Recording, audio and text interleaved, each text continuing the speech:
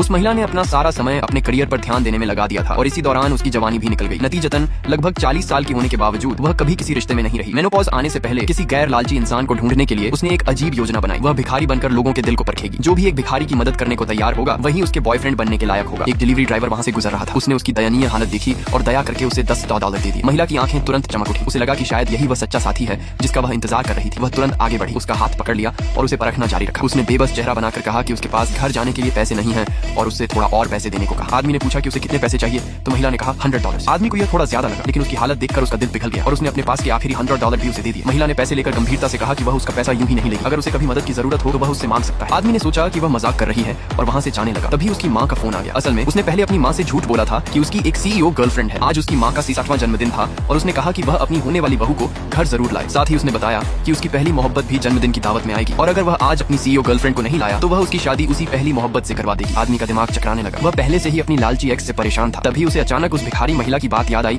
जिसने मदद करने की बात कही थी। उसने उससे पूछा कि क्या वह उसकी गर्लफ्रेंड बनकर उसके घर चल सकती है और उसकी माँ को संभाल सकती है। महिला को पहले से ही उस युवक के लिए अच्छा महसूस हो रहा था, इसलिए उसने बिना झिझक हामी भर दी ताकि सब कुछ असली लगे। आदमी उसे मॉल ले गया और उसके लिए नए कपड़े खरीदे। जब महिला ट्रायल रूम से बाहर आई तो आदमी वहीं का वहीं ठिठक गया। उसे यकीन ही नहीं हुआ कि सड़क किनारे मिली भिखारी असल में किसी फिल्म स्टार जितनी खूबसूरत निकली। इसके बाद वह उसे ट्रैक्टर पर बैठाकर घर ले गया। रास्ते में उसने उसे समझाया कि वह खुद को एक अरबों की मालकिन CEO बताए और यह भी कहे कि उसे खेती बाड़ी के काम जैसे सुअर और भेड़ काटना भी आता है। महिला बस हल्का सा मुस्कुरा दी। जल्द ही दोनों हाथों में हाथ डाले घर पहुंच गए। माँ ने जब अपने बेटे को गर्लफ्रेंड के साथ देखा तो खुशी से फूली नहीं समाई और तुरंत उससे तरह तरह के सवाल पूछने लगी। तभी आदमी की पहली मोहब्बत भी वहाँ पहुंच गई। वह $50,000 का कैश गिफ्ट और एक नई कार लेकर आई थी और बहुत घमंडी व्यवहार कर रही थी। लेकिन जैसे ही उसने उस महिला को आदमी के साथ खड़ा देखा वह तिरस्कार से मुस्कुराई और पूछा कि वह कौन है। माँ ने गर्व से बताया कि वह उसके बेटे की गर्लफ्रेंड है, शहर की एक मशहूर बड़ी बॉस। ये सुनकर पहली मोहब्बत ने तिरस्कार भरी नजरों से देखा और कहा कि वह रोज शहर के बड़े बड़े बॉस से मिलती है, लेकिन उसने कभी इतनी युवा महिला बॉस के बारे में नहीं सुना। उसने यह भी कहा कि वह कई कॉर्पोरेट कॉन्फ्रेंस में जा चुकी है, लेकिन उसने इस महिला को कभी नहीं देखा, इसलिए जरूर उसकी कंपनी बहुत छोटी होगी जिसे बुलावा भी नहीं मिलता। वह और अपमान करने ही वाली थी कि तभी कुछ डरावने दिखने वाले आदमी आंगन में घुस आए। उन्होंने कहा कि एक कंपनी को इस परिवार का पुश्तैनी घर पसंद आ गया है और वे इसे तोड़कर यहाँ पब्लिक कब्रिस्तान बनाना चाहते हैं। ये प्रोजेक्ट CEO ग्रुप के साथ मिलकर किया जा रहा है। माँ को पता था कि वे CEO ग्रुप से टक्कर नहीं ले सकते, इसलिए उसने अपने बेटे की पहली मोहब्बत से मदद की गुहार लगाई। मजबूरी में उसने हामी भरी और खुद को CEO ग्रुप की ब्रांच का जनरल मैनेजर बताया और गुंडों से कहा